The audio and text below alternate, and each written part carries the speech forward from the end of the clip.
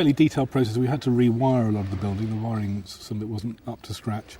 A lot of rigging, a lot of scenery. So we've been putting hydraulic devices in the stage. We've reinstated an ancient lift, which was the original, I suspect, was put in the 30s, but when the building was built, I guess. But we've reinstated that with a very large truck on it. We've got a basic crew, I guess, that I employ directly of about 20, and then you have teams from outside contractors who come in. So at any given moment, there's probably about 50 in the building milling around of various contractors. We've got sound people, lighting people, painters, welders, carpenters. We've gone to a set designer, Mark Fisher, who is known for absolutely spectacular and huge scenery for rock and roll tours and stuff, who's not a conventional stage designer. So he's come at it with a completely different approach.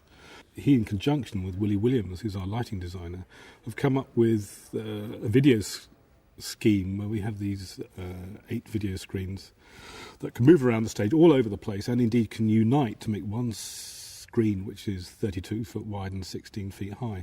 So effectively we can have a complete video backdrop. We're pretty excited about the tube truck too, which sits on the main stage lift, which is 12 metres wide by 3 metres deep and goes woof, and a whole section of Tottenham Court Road tube station comes out the stage.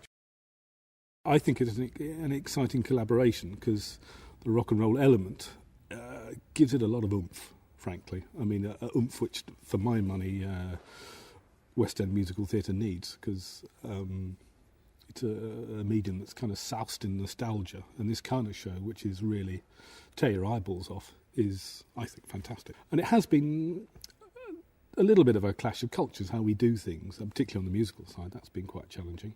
But even, I think, Mark Fisher, our set designer, has found it quite difficult to think about how you make a narrative work in a musical, how you go from one scene change to the next. It's easy to deliver one big lump of scenery in the middle of the stage, but somehow seamlessly, while you tell the story, you've got to get that off, store it somewhere and get the next bit on.